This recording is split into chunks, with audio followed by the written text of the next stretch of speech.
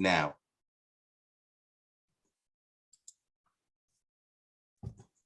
Hello and welcome to the Addicts Anonymous podcast. I'm your host, Jim R. Today is episode 63, and we're going to be interviewing Danny C. How are you doing this morning, Danny? Doing good. How are you? I'm doing well. We were just chatting a little bit, getting to know you. You seem like a bubbly personality. Looking forward to interviewing you. Well, thank you for having me on. I really appreciate you doing this. So let's start off and dive into it. What was it like growing up for you? Growing up, I was born in 1975 in Iowa. We moved to Austin, Texas when I was 10 days old. So I'm pretty much an Austinite, you know. It was good. My mom and dad, they were real busy. My mom and dad were around. My sister, I have one sister, no brothers. We lived in North Austin. My mom and dad ventured into a business for themselves the same year I was born, doing restaurants. And they started with one, and they were real busy. Mom was, I don't remember which way it was exactly. Either mom was during the day or dad was during the day, and mom was during the night. And dad, you know, they literally ran this business by themselves. You know, they had workers, of course, but they were the heart and soul of it. And so they were gone a lot. We had a lot of babysitters, people taking care of us. And I was probably a little bit of a tough child to take care of. And so why do you say that? What made you a tough child?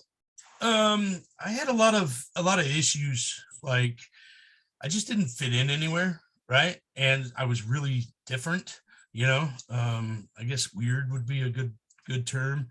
I was early on in life, I was fascinated with fire. That's never a good thing for a young child. I was the same way. I used to like send stuff on fire when I was a kid, and I ain't gonna lie. Oh yeah. Love lighting matches, everything. One time my uncle came home and stopped the garage from burning down because I had decided that I would light a roll of toilet paper on fire. Oh no! In a carpeted garage with shit. A 32 Ford hot rod sitting next to it and a pool table, and I got my butt beat that time. But we weren't like, I wouldn't say we were like super poor, but we didn't have like a bunch of money either. One of the profound things I remember about my parents growing up, they were very dedicated to us and to the company, but they had a vision, they were growing it. And I remember one year mom telling us, hey, Christmas is going to be kind of tough. Your dad needs new shoes. And I remember looking at those shoes, and my dad they were, the walking and talking shoes when the sole's falling off. Yeah. And he had taken duct tape and wrapped the front of it. And that was kind of the symbol of, for me, of what we had growing up. We had a nice house. It wasn't terrible. We each had our own room. Things were good, and they were doing the best they could. None of us come with instruction manuals, and I was very active, very inquisitive. They found out early on I was very smart, like really smart. In fifth grade, Duke University Nationwide Talent Search Program actually contacted us and asked me to take my SAT, which I did. And I scored high enough to, without seeing any of that stuff, I scored high enough to enter into almost any college in the US. But I had emotional issues. I didn't know how to control my emotions. I didn't know how to take the fact that life happens, and that sometimes things just kind of aren't okay, and it's okay to be okay. I found that. What kind of signs did you show? Was there anything like in particular you remember doing? Anger, lots of anger, running away. I'm not even sure what I was running away from. When I was 8 years old, there was there was a couple neighbor kids, I say kids, they were 18, and they sexually molested me, you know. And we were living in North Austin at the time, and I can pinpoint that as a change in my life.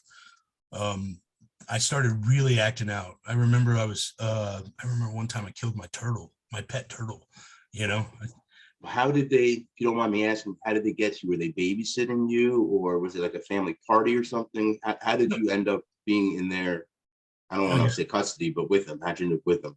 Well, because they acted like they were my friends, right? So you went and hung out with them.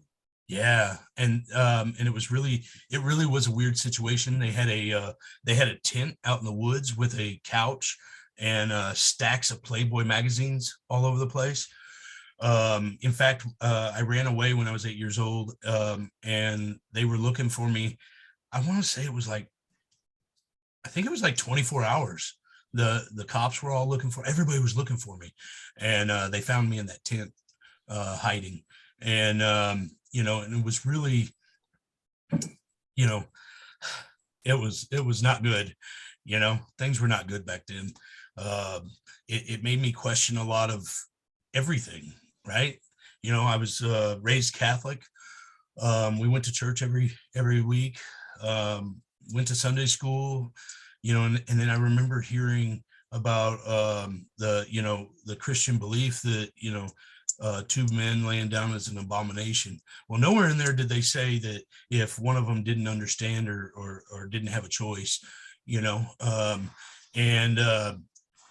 so I took that, I internalized that from an early age, that, oh fuck, man, I'm doomed to hell. Yeah. I haven't even hit puberty and I'm doomed to hell. And that's a scary prospect for a child. Yeah. Because your idea of hell as a child is, most children have vivid imaginations. Yes, right. And I'm like, oh my gosh, I'm screwed. I'm starting my life out screwed. We moved away. We moved to South Austin after that. Come to find out, I thought my parents knew, and they didn't know. That was my next question was, did you tell anybody at that time? I don't remember telling anybody. I don't remember. I don't know if I knew to tell, I grew up I was born in 1975.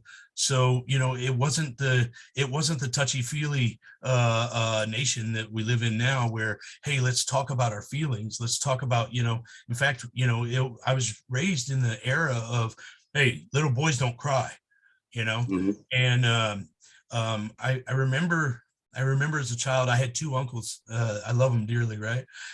But they were into the drugs. They were into, fast cars, fast women, fast money. And I remember thinking, man, they're so cool, right? They ride motorcycles. And I'm a big lover of Harleys. And I remember thinking, man, I want to be just like them. But then my parents are like, hey, you don't want to grow up to be like your uncles. Look what they're doing with their life. And I'm like, looking back and I'm thinking, man, that looks pretty cool to me, watching their friends and them go in and out of prison. I grew up thinking that was a sign of respect, right? You gained a patch when you go to prison, and you stand up and be a stand-up man. And so I remember from an early age people telling my parents constantly, I heard this so much when I was a kid, that one's going to prison. That one's going to end up in prison. And I think I was like 9 or 10, and it's like, boy, you hear things enough, they tend to come true. Yeah. But, I got kicked out of public school when I was in what grade? Third. So you were young. You were a real rebel rouser, really young kid, kicked out. Well, the first time I ever got suspended from school, I was in kindergarten. Wow. I thought I broke the record at 5th grade. Well, I remember the teacher said that because I wouldn't take a nap, I'm still like this. I don't like to sleep.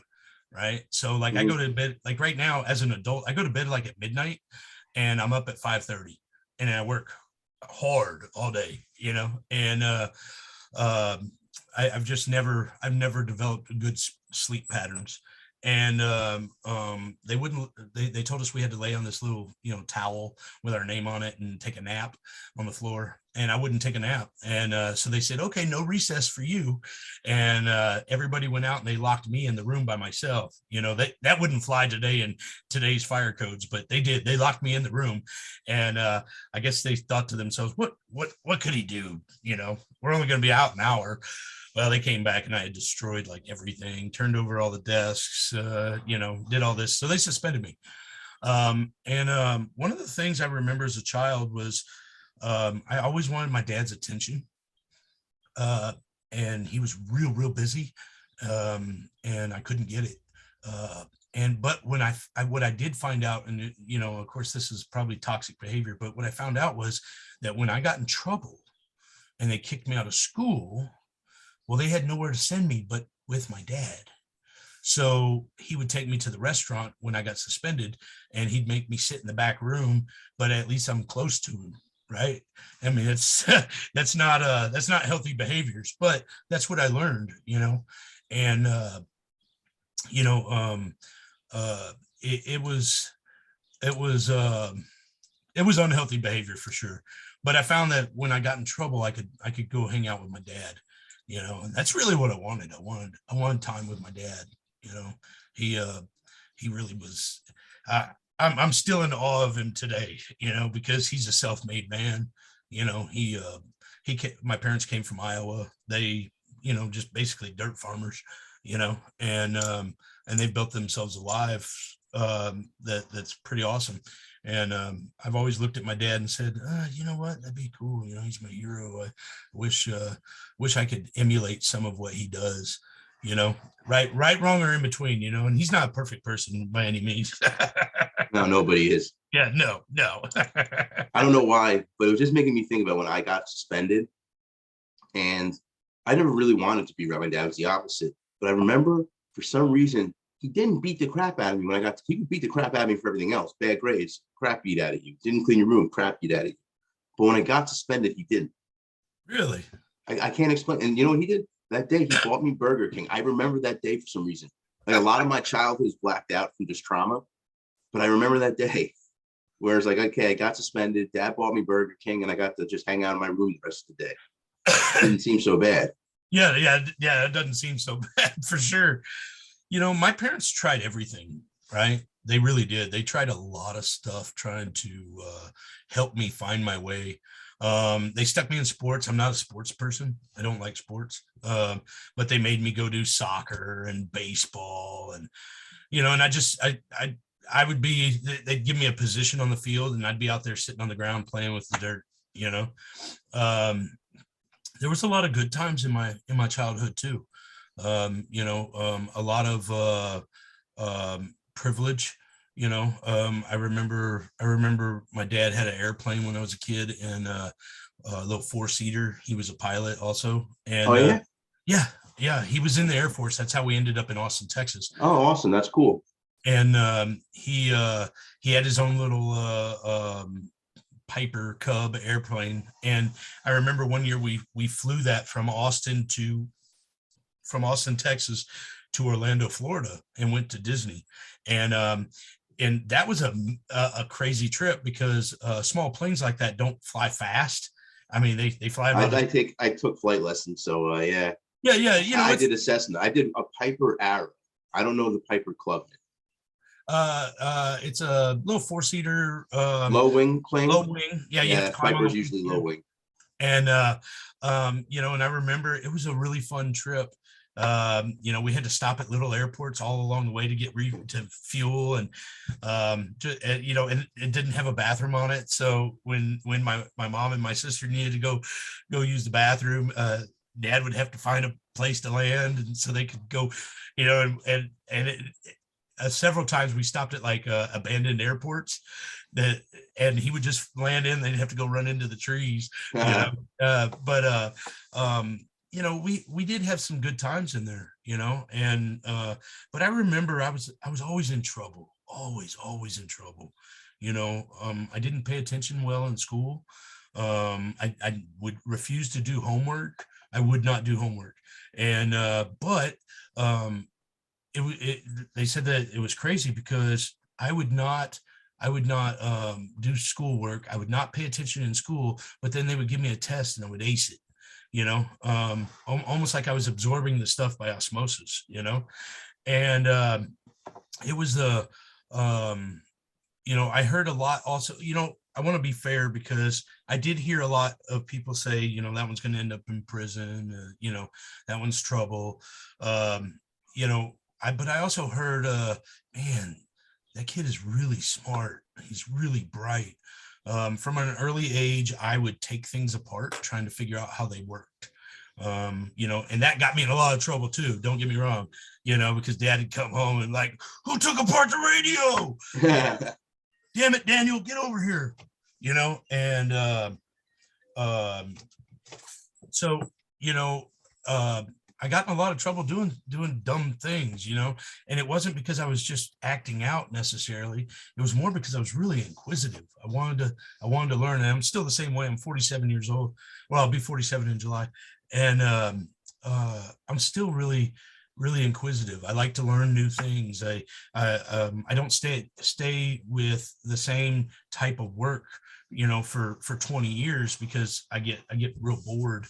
When I was in school, I remember in fourth grade, my math teacher, Mrs. Schatz, she said, "Hey, I'm going to give you some math problems for fun. This isn't a grade. This isn't, and that was pretty cool, right? Because here I am, I'm doing this for fun. There's no grade on this. There's no right or wrong. I'm not going to get in trouble with my mom and dad if I don't do this right." And it was algebra in fourth grade, and that was looking back, my dad's kind of a perfectionist, and he expects a lot out of the people he cares about, and or the people that he's in charge of, and that's okay, that's his way. And I'm not saying it's wrong, but it made it really tough on us kids because it felt like we were never doing anything right, and I had a lot of that in my head growing up, like, man, I just can't do nothing right, man, and the reality was I was really hard on myself, because my dad was pretty tough. So when he would be tough on us, it would make me be tough, even tougher on myself, because I really wanted to impress him. I wanted to show him how smart I was and how I could do things. And it always came out wrong because, it was like, who the hell took my carburetor off my motorcycle, and, and then here comes the paddling, and, third grade, I got completely kicked out of Austin Independent School District. The principal just had enough, and I think this is a coincidence, but the principal actually retired that same year. He Had enough of you. Yeah. I don't think it had anything right to retirement. He was done. Yeah, I don't think it had anything to do with me. But that was at Harris Elementary, and Mr. Hampton. I remember the school's like on a triangle of land, and I wasn't necessarily a bad kid, right? I did listen. One time he was trying to chase me down and take me to the principal's office to paddle me, and he was chasing me. I was running so fast. I was a fast kid, and he jumped in his Volkswagen Bug, and the little Beetle, and air cooled. This is the early 80s, and he's chasing me around the yard with the car because he can't catch me. But I'm not leaving the school property because I'm not allowed to cross the street by myself. So, so like, it's like, I wasn't just out like I wasn't killing cats and strangling dogs, and I wasn't, I did kill my turtle once, but that was just because I threw him in the water and I didn't give him a way out, um, and I just wasn't a terrible kid like that. Well, like you Um, said, you were troubled.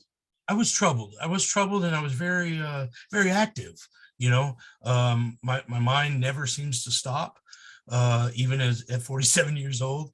I'll be, I'll be thinking of 10, 20 different things at a time, and sometimes it's pretty chaotic up in here. But Yeah. um, you know, third grade they kicked me out. They'd had enough of me. So mom and dad sent me to a private Catholic school. And I stayed there from fourth grade through sixth grade, and they finally had enough of me and kicked me out of there. We had a Governor Mark White that had started a new law, that the no pass, no play. And what that meant was that every child in the state of Texas had to be allowed to go to public school, period. And so what that did was that opened us up back to go back to Austin Independent School District. They couldn't just kick me out. They had to find a place for me, whether it was an alternative learning center or whatever. So I went back to public school, still pretty troubled. I started smoking when I was 10. I started drinking when I was 12. I started working at my dad's restaurant. Who did you first have a cigarette with, and then also who did you first have a drink with? Okay. At 10, Noel Hendricks, it was my 10th birthday, and Noel was he was a little bit older than me. I think he was like 2 years older than me. And I always hung with the bad crowd, right? And it was my 10th birthday, and he goes, "Hey, you know what we should do for your birthday?" And I was like, "What's that?" He goes, "Let's smoke a cigarette." I was like, "Okay, where do we get a cigarette?" He goes, "Doesn't your mom smoke?" I was like, "Yeah, yeah, she keeps a bunch of them up on top of the refrigerator." So I remember stealing a pack of cigarettes out of her carton, and they were Virginia Slim ultralight menthols. Like the worst cigarette you could ever start with, right? And we hung out in my dad's garage next to his 57 Chevy, and we're smoking these cigarettes. I remember it was just horrible, right? Made me want to puke. And I don't know why, but I was like, "Oh, that's pretty cool. I'm gonna do that." My uncle smoked, my mom smoked, my grandmother smoked, you know, everybody I knew smoked, right? My dad had never, I don't think my dad's ever smoked a cigarette. And but my mom smokes all the way to today. And that was my 10th birthday. The first drink, my mom and dad, when we moved to South Austin, my mom and dad, they started getting more festive. Let's put it that way, right? They had a really big friend base. My dad's really well known. Back then he was anyways. Austin wasn't as big as it is now, but he was growing in the business world. And so they had like poker parties, and my mom and dad had a full bar, this game room with this huge bar, and all this alcohol, keg of beer on tap. And I remember my first drink, my first taste. Let's put it that way. My first taste of alcohol was my dad and his buddies were hanging out in the bar, and I was trying to be cool and hang out with them, right? And I said, "Dad, I want to try that." And he goes, "Oh, you want to try this?" And he gave me a little shot glass with just a taste of vodka in it, straight vodka. And he goes, "Here, sling that down." And and it was horrible, right? And I was like, "I don't want that." And uh, that was prior to my first episode drinking. My very first drinking episode, I was 12 years old. Mom and dad were, I don't know where they were. They were gone somewhere. And uh, we didn't even have a babysitter at the time. My sister's 2 years older than me, so she'd been like 14 or 15. And I took a 6-pack of beer out of my dad's little mini fridge, and I went and jumped on my go-kart, and I went driving around the neighborhood drinking this 12-pack, and I was slamming them, and or the 6-pack, sorry. And once I slammed those six bottles, I was pretty fucked up, honestly. And it ended with me driving my go-kart underneath the back end of a truck and getting stuck. And like literally, like I'm like, oh, I'm under the back bumper and I can't get out. I'm wedged. And so somebody called the police, the Travis County Sheriffs. This was a different time, right? But Travis County Sheriffs came out there and they saw me pinned under this go-kart, and they're like, "What's wrong with you, boy?" And I couldn't hardly talk. I was pretty fucked up.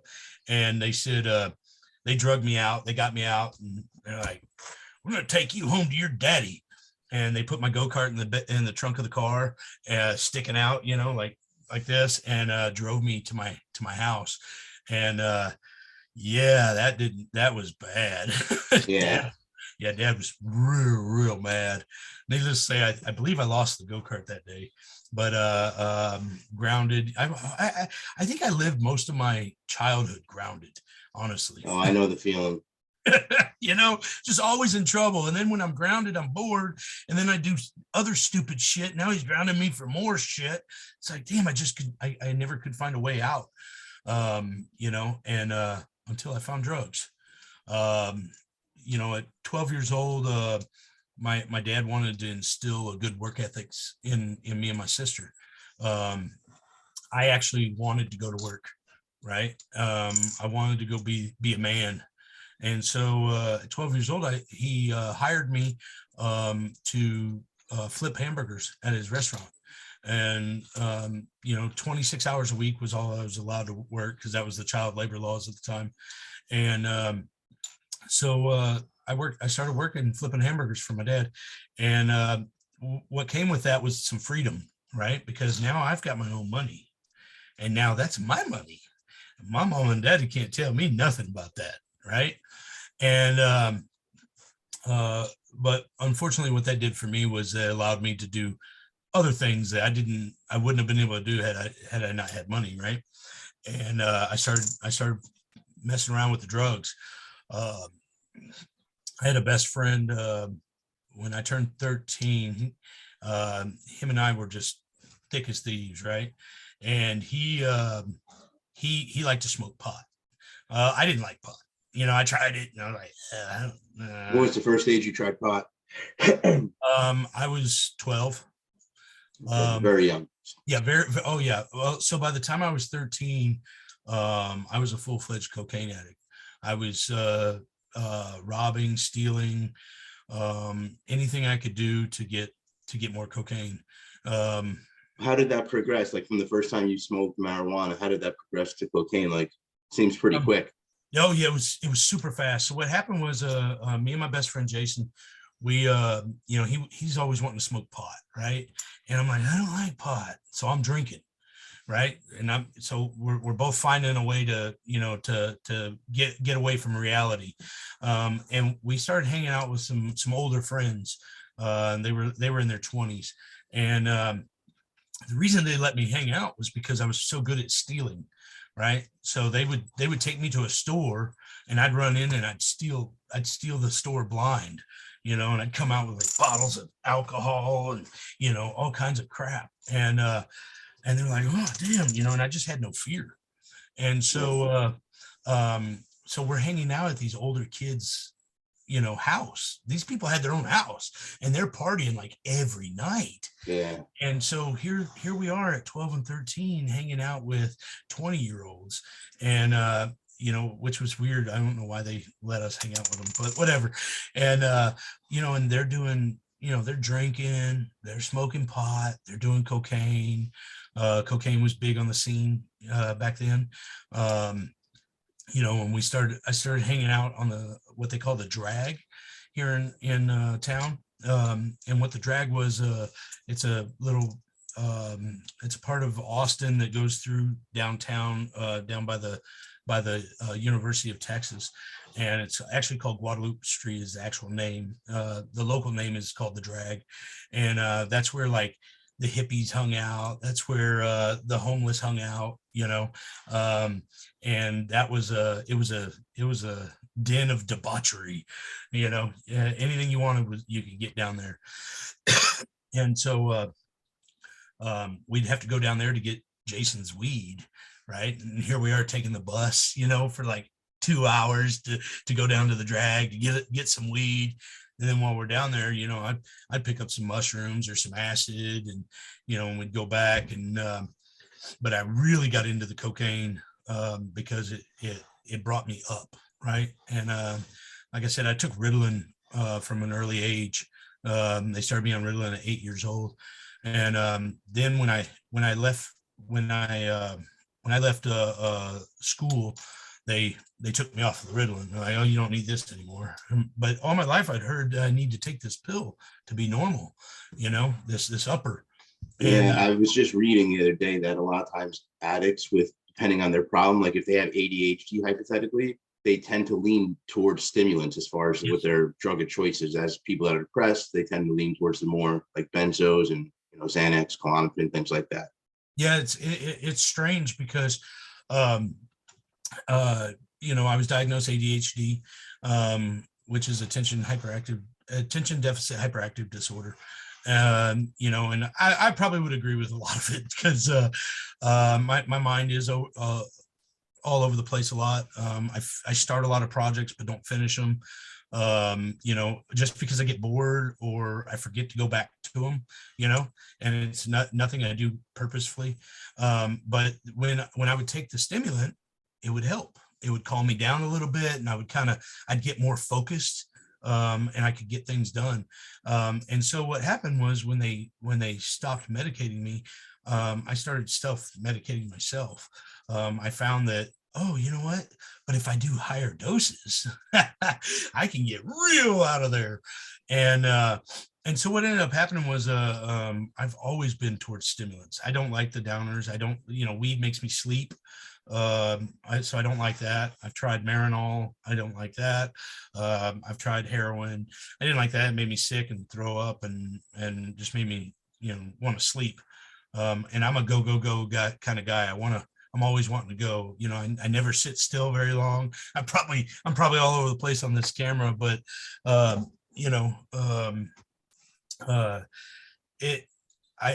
the cocaine not only got me going, but I found acceptance in a community, in a place where I've always felt on the outside. I've never felt like I fit in anywhere, you know. And then I got into the drug world, and everybody's like, oh, hey man, you're cool, man, come party with us. And I'm like, wow, somebody wants me to play on their team. That's one of the things I didn't like about sports was I seemed to be always picked last, right? And it was always like, there ain't nobody left, I guess we'll take Danny, you know. And it was just because I didn't want to play. Right, I didn't actually want to be there, but you know, I was told I had to anyways. And but in the drug world, I found that, hey, people wanted me around, right?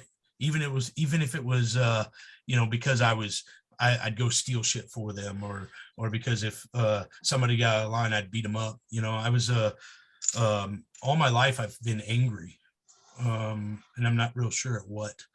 I've I remember as a kid, man, so much anger, just so much hate, so much just rage, you know. And there was no telling when it was going to come out. You know, sometimes some of the smallest slights would just send me into a fit of rage, you know, punching walls, beating people up. I got kicked out of school so much for fights, so many fights. Actually in third grade, I got when I got kicked out, I kicked the principal in the jaw. They were trying to take him and Mr. Washington, the janitor, were trying to take me to the office to paddle me. And I remember Mr. Washington, grabbing me up under my arms like this. And Mr. Hampton made the mistake of grabbing my legs, and I got one free and kicked him, and it's just things like this, man, that I was just so full of rage, so full of anger. I just destroyed everything in my life, including my relationships. I'd get out, and when I'm mad, I have no filter at all. I'm sure I broke my mother's heart many, many, many times, because I remember telling her I hated her, and I didn't. I loved my mama. Yeah. I didn't hate her, but I didn't know how to express myself. I didn't know how to get emotions out. I didn't know how to, and they tried to help me, send me to psychiatrists and psychologists, and, they tried me in all kinds of different stuff, from karate to Boy Scouts. I got kicked out of Boy Scouts for trying to stab a kid, and yeah, the life was very, very difficult for me. And most of it was my own doing, and because I didn't know how to express myself. So I'd do stupid shit, and then they would kick me out. And it's like, damn it. I screwed that up too, and, in junior high, they kicked me out of school again. They found a way, and they sent me to Alternative Learning Center. There I broke a teacher's hip. How'd you do that? I slammed the door. Me and this kid got in a fight, and she sent me to the principal's office. And so when I walked out the door, I slammed it, and she came back in, and she came back out, and she slung the door open. And she goes, "I dare you to slam that door again." And I went, "Oh, you ain't said nothing." I ran back over there, and I grabbed it, and I went to slam it, and she kind of stepped into it, and this was a big old heavy like oak door, and it slammed into her hip, and it broke her hip. Wow. And so they kicked me out of Alternative Learning Center, which was a feat. I couldn't believe that. And they sent me to juvenile detention. They had a school there in the front of the juvenile detention, and I subsequently got kicked out of there too. Me and another kid. This kid was trying to sell me a gun, and it was a rough scene, and I got kicked out of there too. Had to go do a little time in juvie. Then my mom and dad sent me to a private Lutheran school in Houston, Texas. They thought that would help things. I got kicked out of there. There's a trend going here, and I remember that day well. My dad came to get me, and he was in a rental car. And I'm like, we're only like 3 hours away from the house. Why'd you get a rental car? He goes, well, we're going to go take a plane. And I'm like, oh, okay, cool. Where are we going? I'm not telling you till we're there. I was like, oh God, this is going to be bad. And, anyway, so they take me to, we got to the airport. We're getting on a flight to Arizona. And, I'm like, yeah, where are we going to Arizona? I'm not telling you. So we're on the plane now, and we're flying, and my dad says, hey, listen, okay, I'm going to tell you. You're going to a program called Anasazi, the Making of a Walking. I was like, what the heck is that? He goes, well, they're going to take you out to the wilderness, and you're going to live out there for the next 6 to 8 months. And I was like, what? He goes, yep. We got a couple of Native American guys that are going to meet us at the gate. And you don't have a choice in this. I've already given them permission to take you by force. And I hope this helps, son. I'm like, oh shit. Wow. Yeah. And so what the program, shit. Man, the program was it was a program that takes you out to the wilderness and teaches you to live off the land.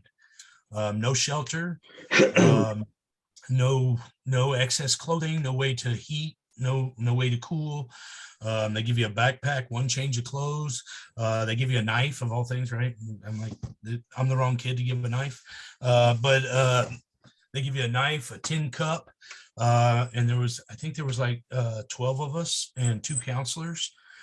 We hiked 10 miles every day, and we set up a new camp every night. We were in the middle of Payson, between Payson and Mesa, Arizona, in the middle of the Sonora Desert, on government land, and we had to hunt and forage for everything we ate, and I remember we followed along the Verde River for a lot of it. So if we wanted to take a bath, we'd have to jump in the Verde, and they called it the Dirty Verde because it was the cleanest tasting water, but it looked rust brown. It was the Yeah. crazy thing. Um, you know, I actually had a lot of fun there, right? I learned a lot of skills. Like they taught us how to make fire out of nothing. We were cutting down branches and making spinning sticks and making a bow, and learning about the different softwoods and hardwoods, and making sewing needles out of bone. You find a bone, you carve it down, put a little hole in it, and that's and what they do is they taught us to live off the land just like the Anasazi Indians did. And the Anasazi Indians were very migratory, so that was part of the program, was that we would move around and set up new camps. Learned about dumb stuff that I can remember today, like taking juniper berries and boiling them in a cup of water, and then drinking the juice. And that's for when you have a headache. It was an anti-inflammatory. Mhm. But anyways, that was a pretty cool time. But that was probably one of the only times I've been clean and sober for any length of time, ever since I was like 12, and my hair got kind of long, and I stunk really bad, and but so did everybody else, right? So it was like no big deal. And what a kind of cool time, right? And then my grandmother died. My grandmother got really, really sick.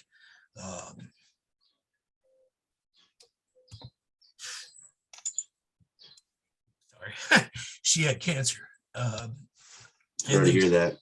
They she was my grandmother was the biggest supporter of me. Biggest supporter of you. Sorry, I'm trying to catch myself. I don't talk about her very often, but she was always the one that believed in me no matter what. She would argue with my dad, and her son, and she'd be like, "You leave him alone, Jerry. He'll be fine." So they sent for me out in that program, and brought me home. She was in the hospital. She had actually been what do you call it, non-responsive, for a couple of days, just because they had her on heavy doses of morphine. And then when I got back, she called me her pill, right? And when I got back, we rushed to the hospital. Me and my dad took me, and we got up there, and she opened her eyes and talked to me, and she said, "Oh, pill." She said, "Why are you here?" And I'm like, "Oh, Grandma, I came to see you." She goes, "Oh, what'd you do wrong?" And I was like, "I didn't do anything wrong, Grandma. I'm here for you." Uh, and then she passed away, right? And that was tough on me. And I dove headfirst into the drug world. My parents, they couldn't do anything with me anymore. So at 16, they asked me to leave. They helped me get into an apartment, and told me I could never come back home. And to be fair, I would have thrown myself out a long time ago. You know what I mean? And because I would steal shit from them all the time. I'd pawn shit. I would my dad would come home and be like, "Where's my Makita drill?" I'm like, You know, it's at the pawn shop, Dad. I can't tell you how much shit that he went and had to go buy back from the pawn shop instead of sending me to prison, you know? So you Um, grew up pretty quick if you had to move out at 16. Did you get a job? oh yeah, yeah, I went to work, but you know, I never could hold a job very long. Um, you know, I found that stealing shit was easier money. So you know, I had a group of guy friends, and we would just, you know, rob houses all the time. Um, I was my So you first. started breaking the law pretty early. That's what I was going to tell you. My first stint in trouble with the law, I was 13 years old, and they arrested me for arson at the local mall. Um, and that from 13 to, I just got done in 2017. So from 1988 to 2017, I was always either on probation, locked up, on parole, or out on bond until 2017. Um, I haven't been in trouble with the law since then. But you know, I was always in trouble. Never could complete probation. I never could complete anything really. But and then in 1995, we got busted for burglary. I went to prison for 3 years. I got out, and that was 1998. When I got out in 98, I went right back into the drugs. My parents helped me get a place of my own when I came home. I was working, and then I started smoking crack, and I messed off my job. I was actually working for my parents, and in their maintenance division, and they had to fire me. I've made my parents fire me several times. You know, those are some of the things that, you know, I wish I hadn't done. But you know, the 1999, I was 23 days away from being off parole. Um, a a I wouldn't call him a friend, but a guy that I bought drugs from told me about a guy that owed him a lot of money, and he's like, "Hey, need you to go collect it." Right. That was one of the things I found in the drug world was I could be crazy and tough and wild, and I could make money doing it. You know, if you wanted something stolen, I'm your guy. I'll go get it. Just give me the list. You know, if you wanted somebody beat up, I'm your guy there too. You know, and so, anyways, three of us. I took two buddies with me, and we went to go do this because it was a lot of money. And we we drove up, and I got out with a pistol in my hand. The guy actually sucker punched me. You know, well, I guess you can't really sucker punch the guy that's holding the pistol on you, right? And I didn't want to kill him, right? I just wanted the money, and so I did pistol whip him, and but the other two guys never got out of the truck, and I'm like, shit, you know, I'm fighting this guy by myself, you know, and I thought it was going to be a 3-on-1 thing, you know, and needless to say, I didn't get anything from him, right? And I'm like, we got to get out of here. We're in downtown Austin, you know, we got to get out of here. Somebody's going to call the police. So we jump in the truck and we're driving off, and one of the guys is like, man, Danny, that's some crazy shit. I can't believe you beat him up.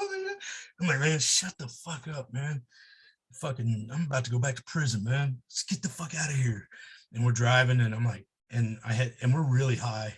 And you know, the dealer had given us a bunch of cocaine, you know. And so we're driving off, and I'm feeling like anxiety right now talking about it, right? And I'm like, and I looked over at Chris and I said, Chris, you got to pull over somewhere, man. I got to get rid of this gun. And he's like, all right. And so he pulls over, and I said, wait right here. I'll be back. And I'm disposing of the gun, but I'm wiping every fingerprint off of it anyway. It's a stolen gun, so it don't matter, right? as long as they don't get my fingerprint. And so I'm wiping everything. I've wiped every bullet down. I'm back here for a while in this alley, and I'm walking around, disposing of pieces in different places. And I go back, and the truck's gone. I'm like, shit. Oh shit, I gotta go. And so I take off walking, and I'm going across the bridge. And as I'm crossing the bridge, cops come both ways. They light me up, the whole get on the ground, and I'm like, oh shit. Turns out that the two guys in the truck decided that in the middle of a robbery, they were going to go to 7-Eleven and get a Slurpee. So they're at the 7-Eleven, and this is our luck, right? The whole Earth Provisions across the street caught on fire in the middle of the night. So now the fire department's trying to get everybody out of here. Here comes the police, and they're like, hey, we have to evacuate. We think it might be a gas leak. And then they're like, oh, wait, we got an APB on that truck. And so they bust them. And I don't know which one of them, but one of them gave me up and said, hey, Danny Conway's walking down the street down there. I don't know which one of it to this day, and I don't even care anymore. But one of them gave me up. They came and got me. Now we're all three going to jail. I didn't know one of them giving me up. I was really high. And so we're on our way to jail, and they put us all in the same holding room. And I'm like, look, guys, I'm doing the stand-up thing, right? The thing that I heard about when I was a kid. And I said, look, guys, man, I'm going to prison anyways, right? I'm 23 days away from being off parole. They're guaranteed to send me back to prison, especially with a new charge. I said, so here's what's going to happen. I'm going to take the charge. I'm going to go to prison. Y'all go do something with your lives. I'm going to go ahead and take this charge. And so I told the investigators, I said, look, man, that was all me. They had nothing to do with it. They're like, well, they drove you. I said, yeah, but they didn't know what I was doing. That's why you found them out away from the truck. They had no idea what I was going to do. In fact, they kicked me out of the truck afterwards. And so I fought that case for like, I don't know, a year and a half. And finally, they were trying to send me away for the rest of my life, because of the first time I went to prison, I had already gotten, I think, 3 felonies at once. I pleaded guilty to 3 different charges. And so in Texas, there's 3 strikes law.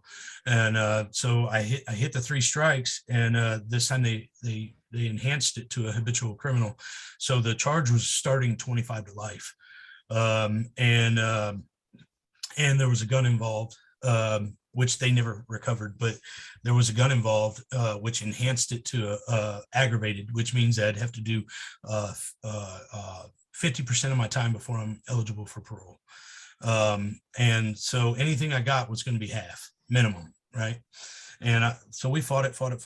And finally, my parents finally got me a good lawyer towards the end, because they were trying to get me to sign for 25 ag. My parents finally helped me get a good lawyer, and I ended up with a 10-year non-aggravated sentence.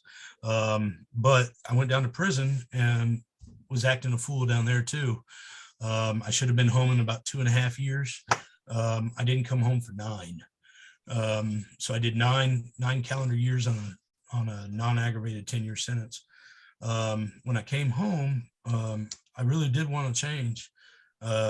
I was like, okay, I'm not going to get high. I'm not going to hang out with those same people.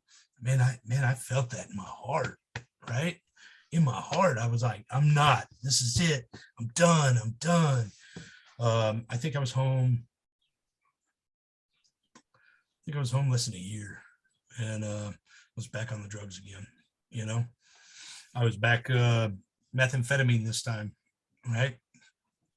Copious amounts of methamphetamine, and got in with the wrong crowd, got busted again. They sent me to prison. They caught me with 6.5 grams of methamphetamine, and they gave me a 3-year sentence.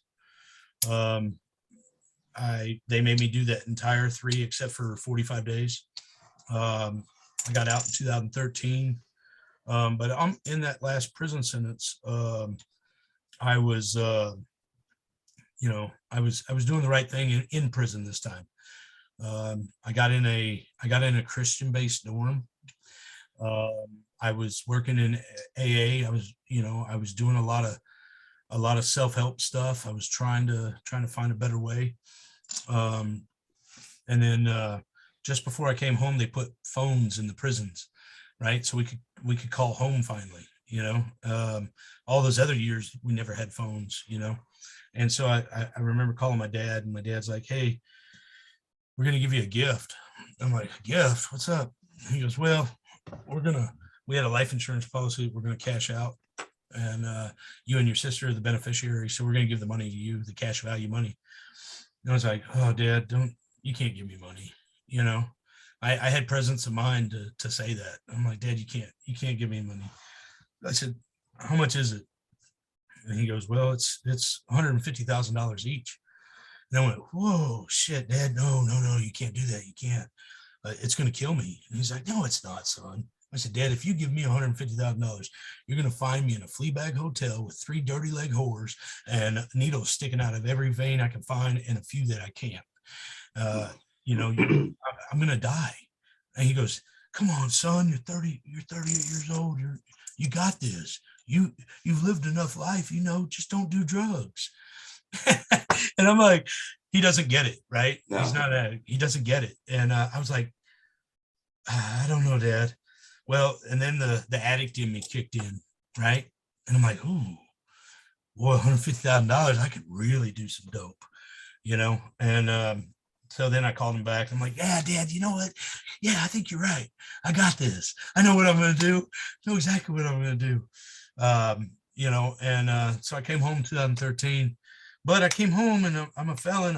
And now I'm a violent felon because even though it was a non-aggravated sentence, it still was an aggravated crime. So now I'm a violent felon trying to find a place to live. That doesn't happen. Society, it don't matter that you put in your time.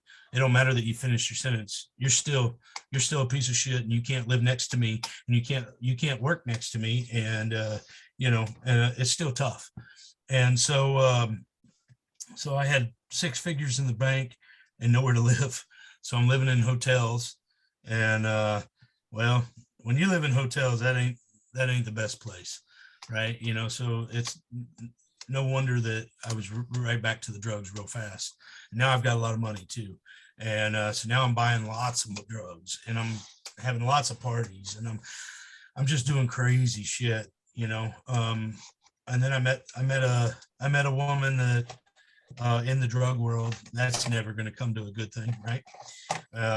And we got into a relationship. I bought a Harley, wrecked my Harley, broke my leg in half, almost died. They had to put my leg back together, and I almost got strung out on opiates because of the accident. They had me on. They started me on Dilaudid, then morphine, then OxyContin, Roxycontin, oxycodone, and they were just passing the scripts to me as fast as I could get them. I was no longer doing, because I'm an addict, right?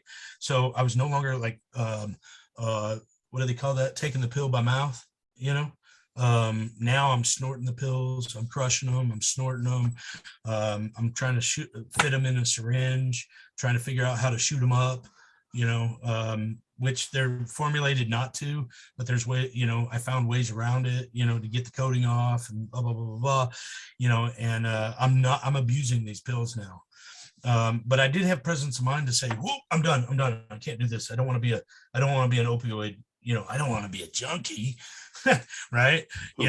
And so I got off the opioids. I just told him, "Hey, no more. Don't give them to me anymore.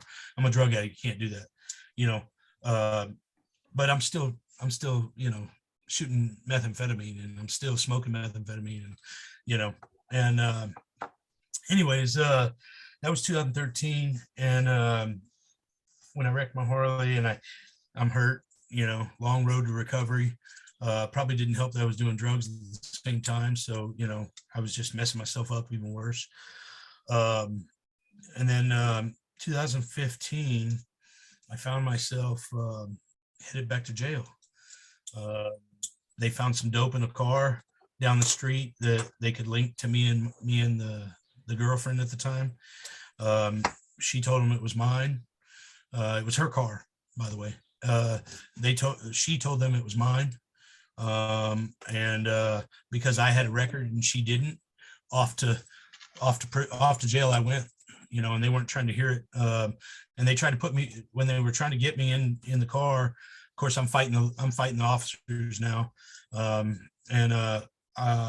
So thankful, right? In the midst of the chaos, I'm thankful that I did fight the officers that time, because when I started fighting them, they had 4 cop cars pulled up like this, all had video cameras rolling.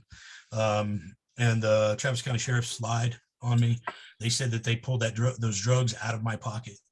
But when I fought them, they all had those cameras rolling.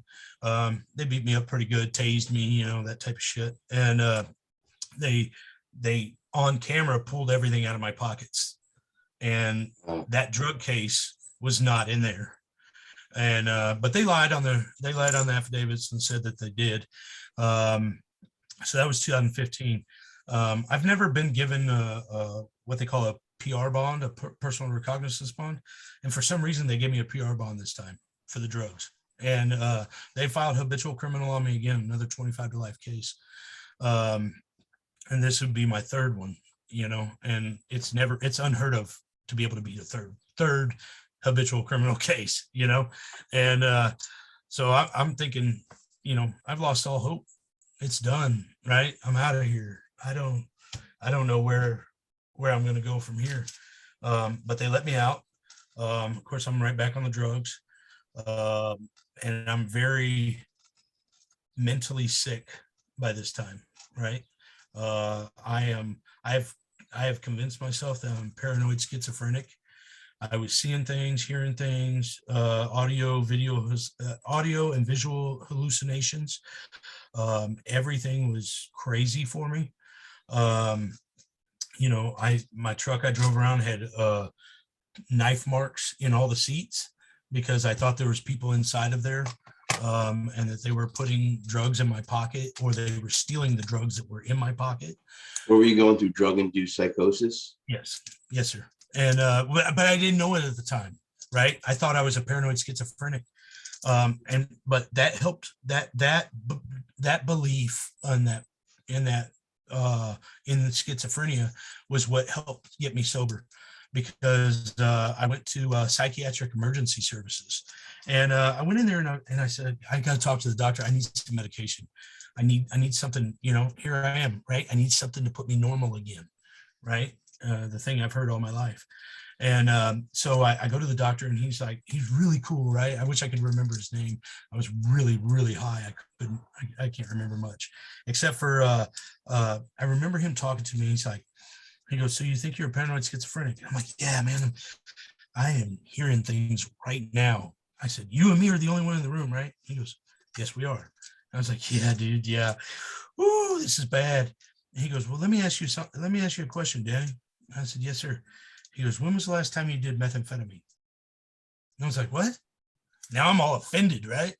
I'm like, fuck you mean, when was the last time I did methamphetamine? What's that got to, I'm a paranoid schizophrenic. Don't you hear me? I'm seeing shit. I'm hearing shit. They're telling me to do bad things to people. And he goes, no, I answer the question, please. And I'm mad, right? And I'm like, I mean, I smoked some out in the parking lot, but what's that got to do with anything? And he goes, well, let me explain it to you in science terms. And I was like, okay. So science was always a big thing for me, right? I love science. In 5th grade, I built a homemade Tesla coil for the science fair. Very smart. So when he put it in those types of terms, I could understand. He said, look here. He said, Danny, I need you. And he's explaining, you know, our neurons and how things are firing off in our brain, and, you know, how the dopamine is reacting. And I was like, oh, wow, really? And he goes, so what I need you to do is I need you to give me 18 months without a single shred of methamphetamine in your system. 18 months.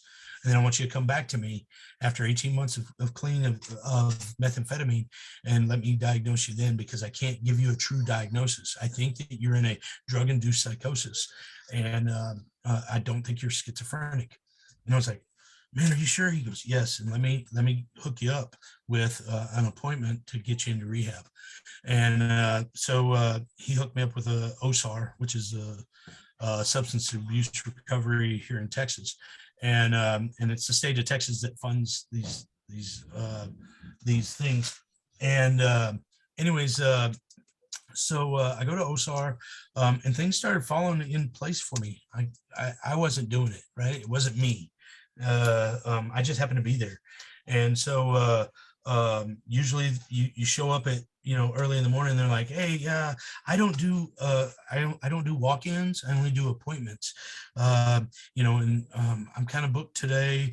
Let me see if I can get you in tomorrow, and it's like, oh man, I don't want to go back on the street because I've got the will to get clean right now, but if I go back on the street, I'll lose it. And she goes, actually, I think I can fit you in right now. And so she fits me in, and we had the conversation. She's like, okay, I'm going to approve funding for you. I'm going to give you 3 places to call and get on their waiting list. And I'm like, okay. So she gets me into, I get those 3 calls. I make the phone calls. It was like 2 days later, one of them calls me back. He's like, yeah, you're like 110 on the list. I'm like, shit, I'm never going to get anywhere. And he says, he calls me like 2 days later, and he says, I got an opening right now. Are you willing? And I'm like, yes, I'm coming. And he goes, okay, you got to be here at 10 o'clock in the morning. I was like, okay. I said, where you at? He goes, I'm in Freeport, Texas. I said, it's 4 hours away. I can do it. I'll be there. 10 in the morning? Yeah, 10 in the morning. Cool, man. And I've been to rehab many times in my life, right? My parents sent me to rehab. Jail sent me to rehab. And none of them stuck because I didn't want to be there, And this was a kind of a hole in the wall rehab, man.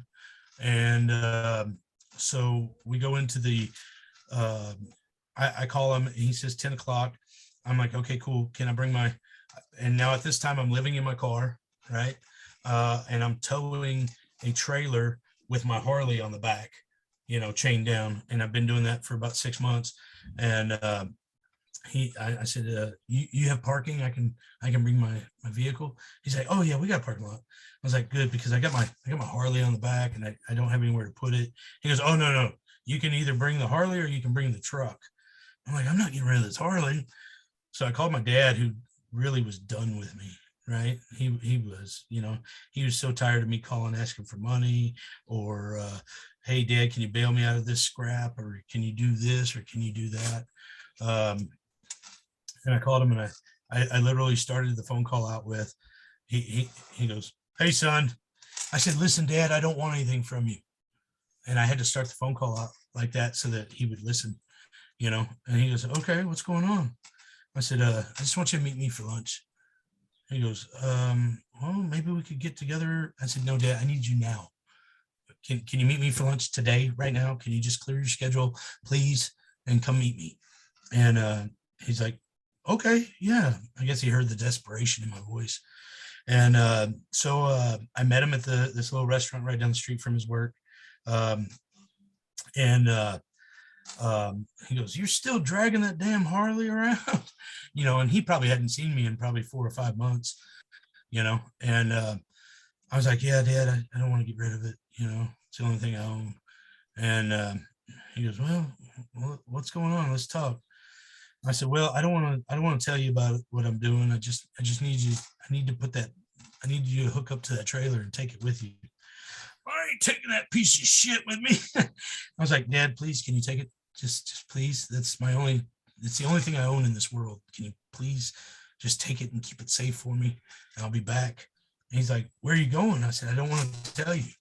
He goes, well, I ain't taking it unless you tell me where the hell you're going. And I went, well, I'm going to rehab, Dad. And he goes, oh God, I've heard this 1,000,000 times. I was like, Dad, see, that's why I didn't want to tell you. I don't want to tell you where I'm headed. I just wanted to go get clean, and I wanted to come home and tell you then. And he goes, I'm still not taking that piece of shit, but I'll put it in a storage shed for you. And so he ran me a storage shed. I went to rehab. First time I've ever been to rehab on my own, right? I wanted to do this. This was me. I didn't have any other reason in life to I didn't have a girlfriend. I didn't have kids. I didn't have I had people that loved me, but I've done so much in my life to push them away that they for their own sanity, they had to just walk away, so I had nothing left. And I went to this rehab in Freeport, Texas. It was a little hole in the wall. They were talking about losing funding every day. They're like, yeah, we might not be open tomorrow. We might all be leaving.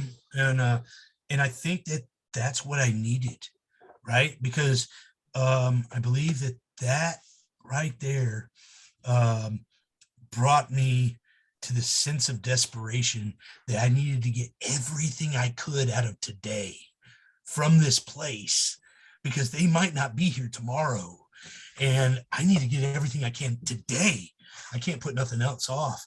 And so we delve into some stuff. I had a girlfriend that I broke up with, and she killed herself. I never looked past that, right? I never got past that. I was so cold hearted that I was like, fuck her. She did this shit to herself, and so after the rehab, that rehab helped me find that problem.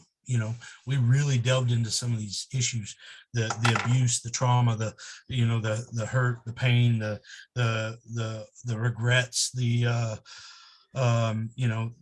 shitty things I'd done in my life that I was kind of holding myself accountable for, because I'd tell myself about it, and then I'd have to go cover it up with drugs, and I left rehab 2015, and I just threw myself into work. Still didn't have a place to live. I was couch surfing, sleeping on my buddy's couch. I was driving 90 miles one way to go to work, because I found somebody that would give me a job. Working my ass off, going to AA, not really working the program, but I was kind of half-assing it, and I was doing H&Is. I was volunteering at a couple of drug rehab facilities, taking meetings in.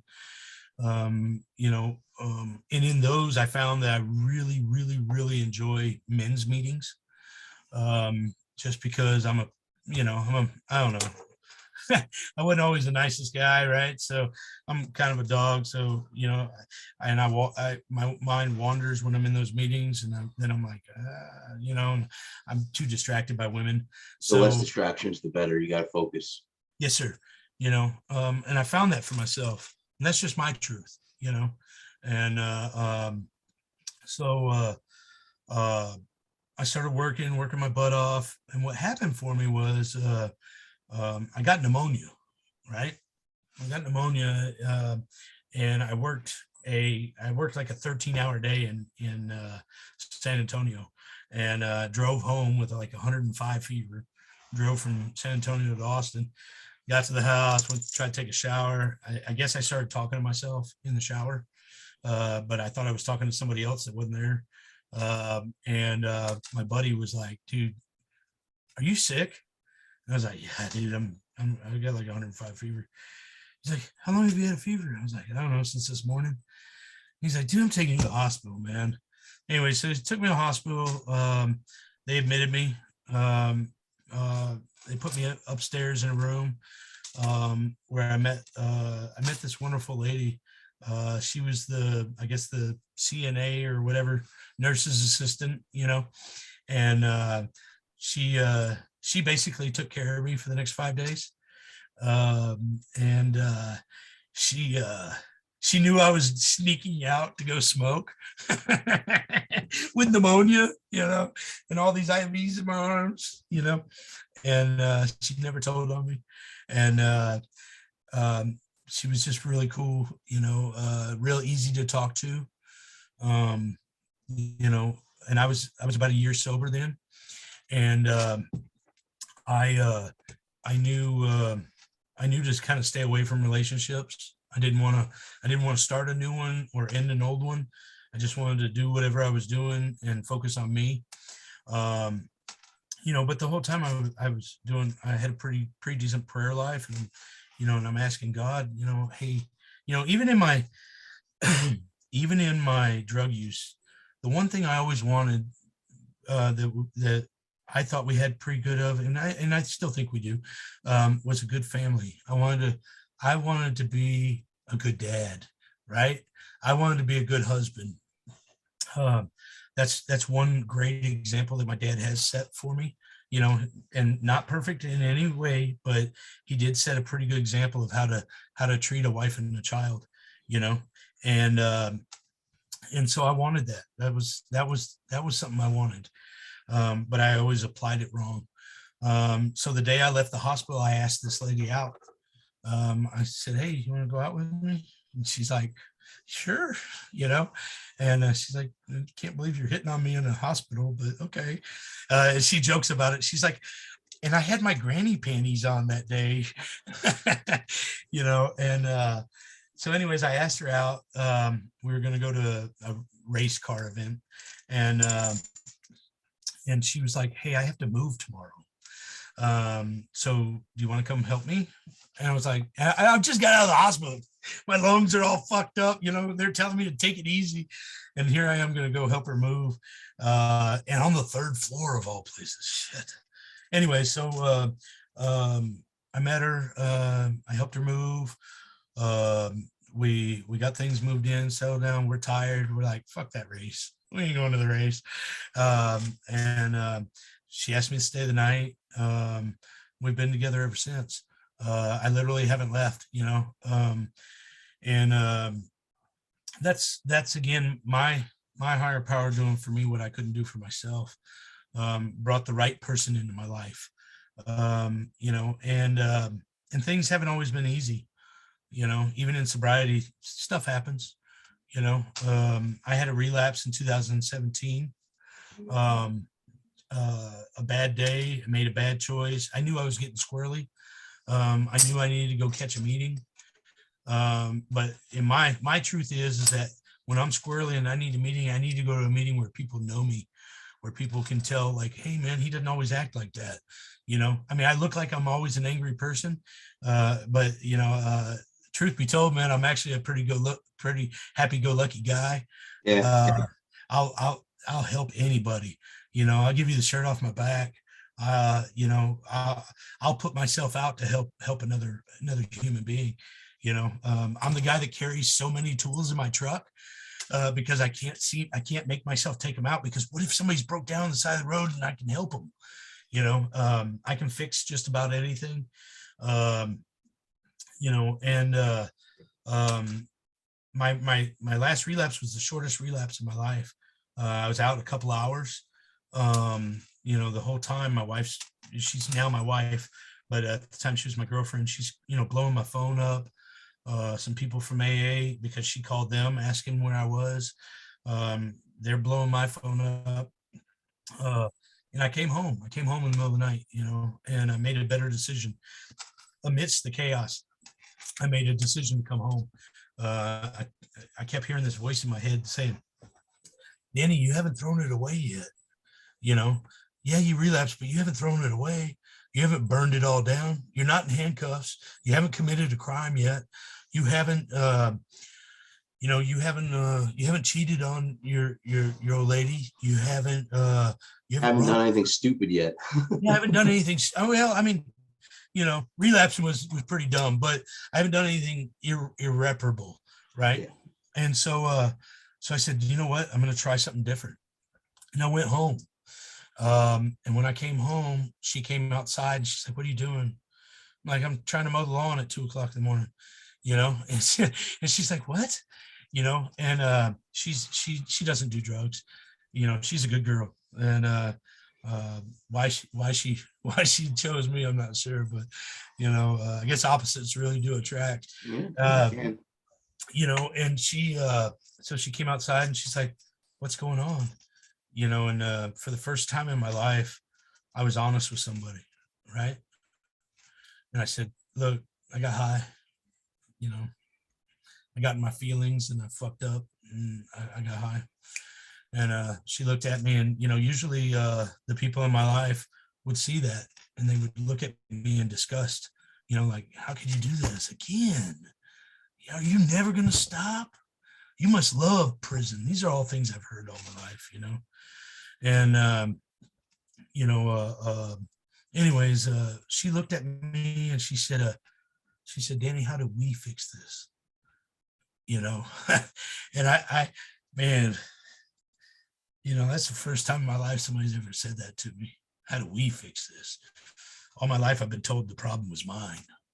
Yeah. So anyways, it's great to have a support system. Man, support system is awesome, and my support system was AA and the lady that's now my wife. Everybody else was skeptical, and rightfully so. Let me put that out there. Rightfully so, because I've begged, borrowed, schemed, stolen, taken things by force, all my life, and so when it's hard for people to understand and hear me when I say, hey man, I'm sober, and they're like, yeah, right. How much money you need? And I'm like, no, I don't need anything, and so when my wife said that to me, I was like, oh shit, maybe I am doing the right thing, maybe this is the right pathway. And so I called my dear friend, who actually, her old man used to be my dope dealer. He's since passed, and she's my dearest friend. I talk to her every single morning. She holds me accountable. She tells me, Danny, stop your shit, and anyway, she holds me accountable, and we go, I talked to her, and I told her what happened. I said, listen, I relapsed. She goes, I already know that. She goes, okay, get your ass to a meeting. Let's go to a meeting. You need to tell on yourself. I'm like, I ain't no snitch. I ain't telling on myself, And she's like, you need to, for your own sanity. You need to. If you want to get better, you've got to. And I went, okay, I'm going to listen to the suggestions finally. I'm going to work the steps finally. I've been going to AA since I was 13 years old. That was the first time the judge ordered me to AA. This is the first time I've wanted to go on my own. So I went in there and I told on myself. When I told on myself, it was like a very freeing moment, right? I didn't have this hidden secret that I couldn't tell everybody. And again, this was a room full of people that have been going to this meeting house for about 2 years. This is a room full of people that like me, love me. Some of them probably don't like me so much, but it doesn't matter. They accept me. All these people accept me. And just the way I am, whether I got high or I'm sober, they accept me. And when I told on myself, I expected to get a lot of shitty looks, and I didn't. I got a lot of, man, I'm so glad you made it. Man, I'm glad you're back. Thank God you lived through that. Let me help you get started. Hey, call me next time. Before you use, call me next time. Man, so much, there's so much love in those rooms, Yeah. of other addicts and alcoholics. There's so much therapeutic value in a addict and alcoholic helping another addict and alcoholic, man, because we all been there. We know, we're speaking from a point of experience, not from a textbook, and then after I relapsed, I relapsed in August. October 13th, Friday the 13th, my wife was hit by an 18-wheeler. I lived my life not caring about anybody. I didn't care about myself, let alone anybody else. If you were in my life, it was because I could get something from you, right? Whether it's money, drugs, sex, whatever, you were in my life for a reason. My wife got hit by the 18-wheeler. Was she in a car? Yeah, she was. And it's a it's a God thing for me, right? Because she was driving a little Volkswagen Jetta at the time, and the car broke down. I didn't want to fix it, right? I was being lazy, and I told her, I said, just take my truck, right? And she's like, what are you gonna? I said, don't worry about it. I'll figure that out, but just take my truck, right? And I don't want to have to come get you this afternoon. And she's like, just take me. I was like, no, you take my truck. Thank God that happened, because the passenger, nobody could have lived through the passenger seat, period. She literally lived in this little spot about this big, you know, and the steering wheel was all the way touching the driver's seat. The engine, it came in. I mean, it was bad. And what I found that day was I found I could love somebody else, you know, the way she loves me, the way she loves me, you know. And so we rushed to the hospital. And there was a lot of people at work that day that just were awesome, right? You know, and I saw some people selflessly helping, you know, and so I stayed with her at the hospital.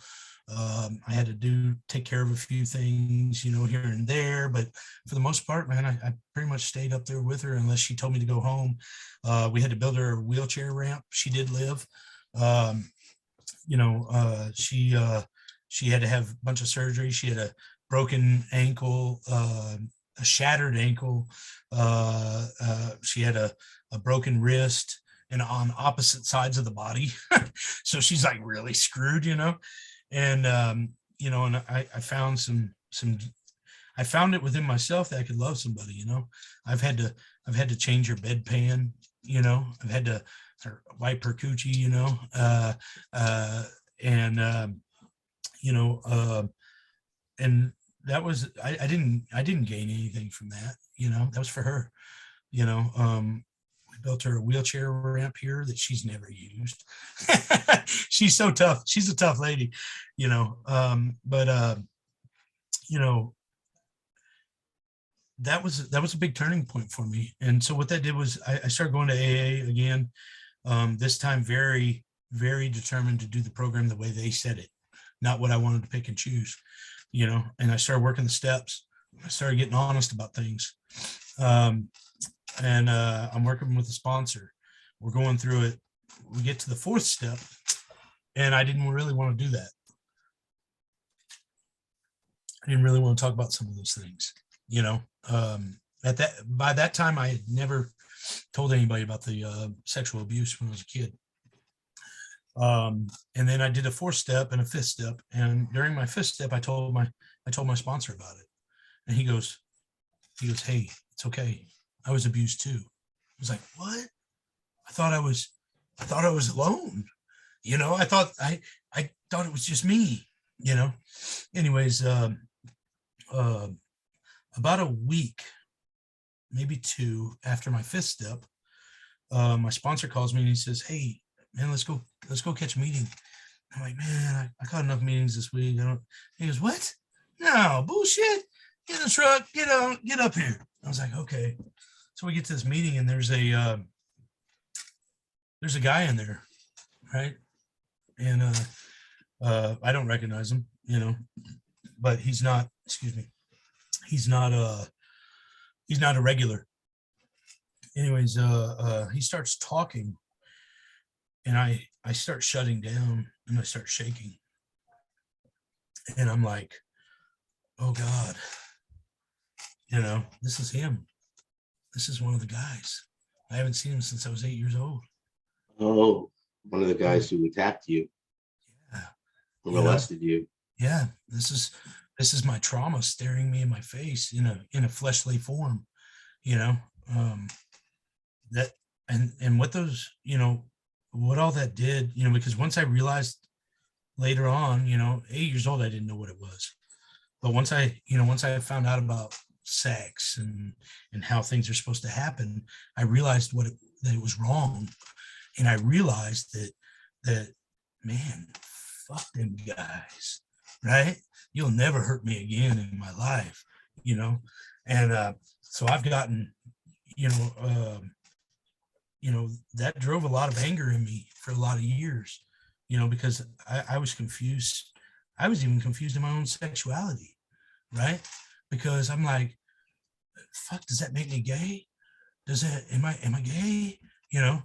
And I just didn't know, right? And so it was a very confusing life for me because I was so angry about so many things. I'll be with you soon, buddy. Go sit down. Sorry, my 3-year-old. He really wants daddy. But and so here's this guy, right? I mean, I told myself a long time ago that I was gonna, if I ever saw those guys again, I was gonna fuck them up, right? And in fact, this same guy had wrote to me when I was in prison and asked me for forgiveness. And I wrote him back and I told him, dude, I'll never forgive you. What you did is unforgivable. In fact, if I ever lay eyes on you again, I'm going to kill you with my bare hands. And anybody that's with you, I don't care. I've been fighting groups of people down here for years. And so after I left prison, I never thought about it again, right? And he had told me in the letter that he was in an AA. I never gave it another thought, And now here he is in the same AA meeting that I'm in. And I had just done my 5th step and I just worked through this stuff with my sponsor. And my sponsor's like, what? He's like, you okay?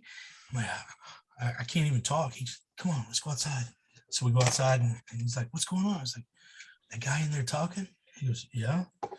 I said, man, you remember we just talked about? And he goes, yeah. I said, that's one of the guys. He goes, what? And he's kind of, what? No. I was like, listen, I don't know how to explain it, but I heard his voice and I know that's him. And he goes, man, get the fuck out of here, Danny. I was like, what? He goes, get in your truck and go, get out of here. I don't want to see you go back to prison.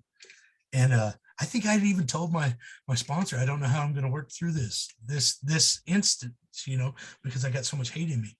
And he says, man, get the fuck out of here. Just go. And I'm like,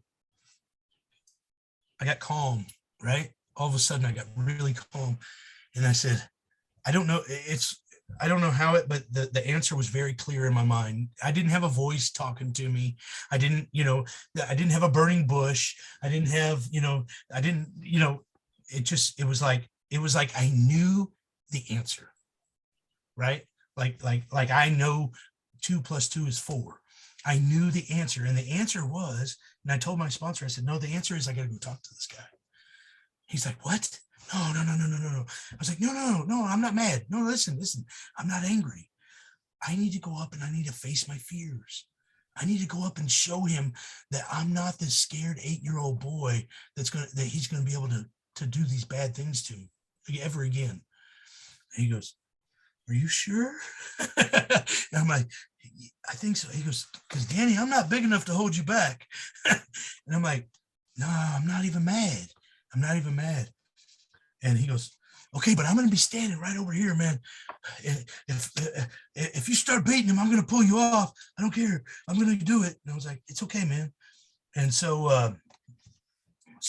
after the meeting, I walk up to him and I said, hey, man, how you doing? Stick my hand out, right? He goes, hey. And he goes to tell me his name. I said, yeah, I'm Danny Conway. And his hand stopped midair. And his eyes got about this big. And he's like, I was like, man, how you doing? And I took his hand and he's like, I'm okay, man. I'm okay. I said, look, man, it's been a long time, man. So you're in the program? He goes, yeah, man, I'm 25 years clean and sober. I was like, man, really? And it took me away from my problem. Now I'm looking up and I'm like, and I want to find out how he got sober and stayed sober 25 years. This is somebody I want to hear from.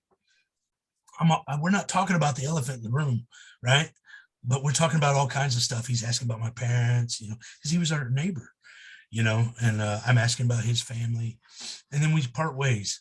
And I'm like, I'm like, I guess I passed the test, God, right?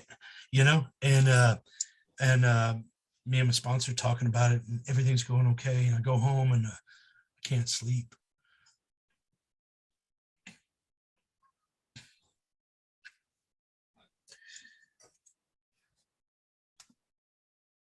All these memories came back that I guess I maybe suppressed. These memories that maybe I hid from myself. Uh, they started flooding back. I couldn't. I'd fall asleep and I'd jump up and, you know, and my wife's like, "Are you okay? Maybe we need to get you some help." You know, and it's just flooding back. And so 2 days later,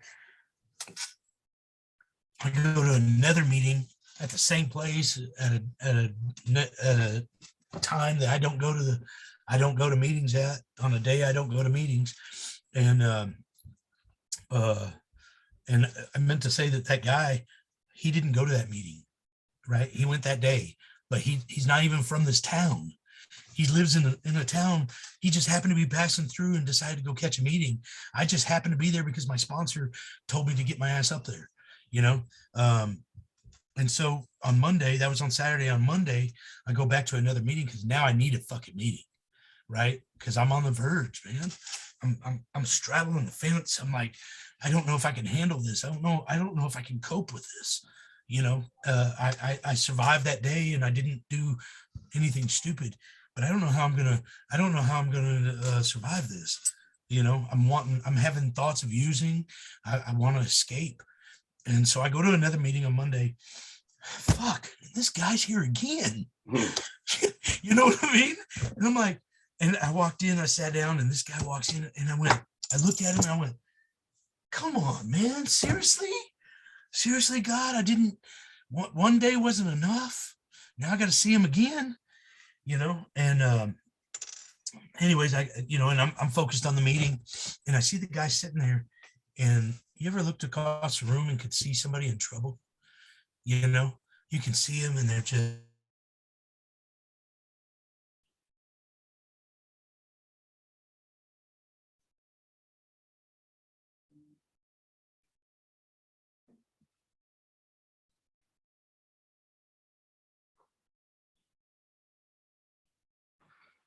You froze up if you could hear me. You okay? You want to talk? Did I lose you, Yeah, you lost me for a moment. Jim? Yeah, can you hear me? Oh, where did I? Yep, I can hear you. Yeah, no, Yeah. so you were just talking about running into the guy again. The So second time. yeah, so fast forwarding a little bit, what happened in the end? How did you guys end up speaking? Did you guys talk about anything in particular, like the specifics or anything like that? Yeah. So the second day, oh, stop, please. So the 2 days later, when I ran into him the second time after the meeting, I saw that he had something weighing heavy on him, right? I could see him across the room, and he's just like, "Oh my gosh," you know. And I'm like, and this, I love sobriety because sobriety has taught me to not think about myself and think about the next person, right? AA, and it's helped me with that. And anyway, so I go to him. I go up to him after the meeting, and I said, "Hey, man, you okay?" And he said, "No, not really." And I said, "Man, you want to talk?" He goes, "Man, I'd love to." So we go outside, and him and I alone, and we go outside and we're talking. And I don't know, have you ever talked to somebody that you can tell they need to talk about something, but they talk about every fucking thing else in the world? Oh yeah, oh yeah. You know, but you can tell. And I said, "Man, are you okay, man?" He goes, "Yeah, not really." You know, and we're hunting around talking about some stuff, and we're out there for a while. Well, they're closing the meeting house down. Well, his car is parked on the other side of this building, and they're like, "Hey, we're gonna close up, you know, so if you're parked out front, you need to come up, walk through now." And he's like, "Yeah, I'm parked out front." And I was like, "That's all right, man, I'm parked right here, I'll give you a ride." And he's like, he's hesitating, right? And, and I'd forgotten I told this guy I'd kill him.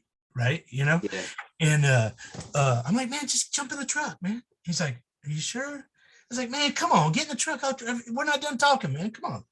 Because I knew he had something he had to talk about and we just hadn't hit it yet. And so he gets in the truck and What was he looking to talk about? Huh? What was he looking to talk about? With me about the past, Okay. And anyways, long story short, man, I started the truck and he looked over at me. He goes, "You're not going to kill me, are you?" I was like, "What?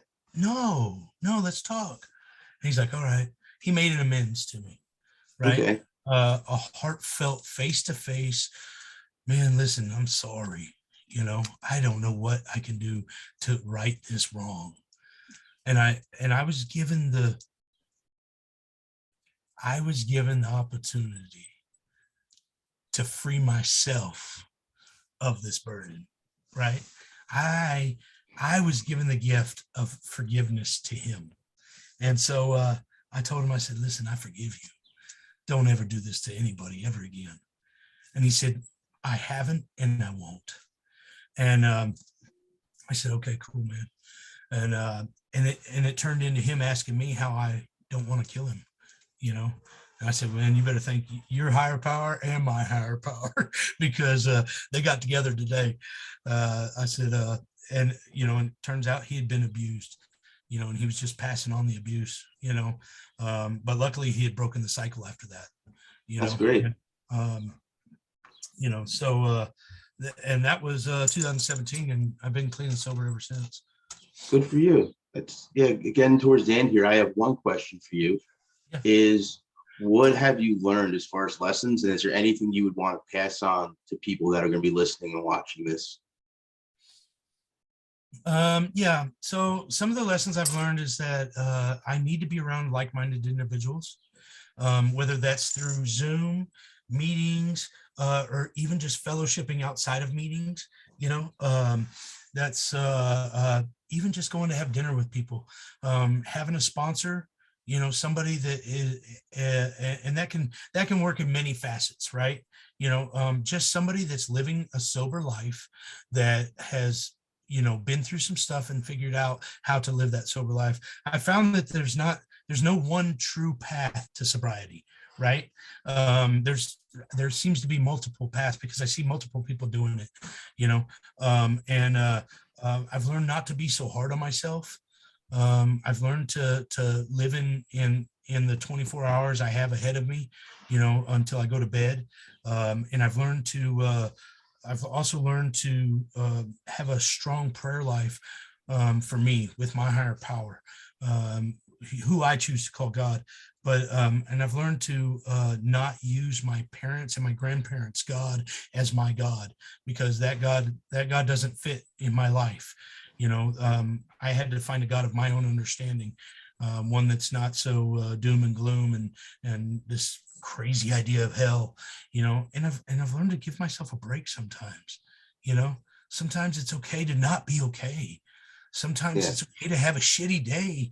I just don't have to use over it today. That's great. You've got quite the story there. Thank you. It's been a crazy life. It sounds like you're happy now, married, kids. I am. We have a 3-year-old. We've been married 3 years. We have a 3-year-old son. I used to be very unemployable. I used to not be able to find a job because of my criminal history. Most people don't want to give me a chance especially because of the violence in my history. But I work for a governmental agency now. And again, nothing I've done. I've just put in the work. I'm not well trained in my field as far as a school. All my education has come from trial and error, in the field. But I've worked to the point where I'm the highest paid non-salary employee we have at the company. I field job offers all the time. It's nice to be a part of society when I took for so long from society. All right. So I think that's it for today. That was a great story. Once again, you got quite the story. And for everybody listening, I hope you liked what you heard. If you did, go below and subscribe. Also give us a like. We're on a bunch of social media platforms, from Twitter to Instagram, Reddit, TikTok. I suggest checking out the Facebook group. You go under the events tab and you'll see that we do daily Zoom meetings. I highly suggest you attend one of our chillin' chats. So that's all I have for today. And until next time. Thank you.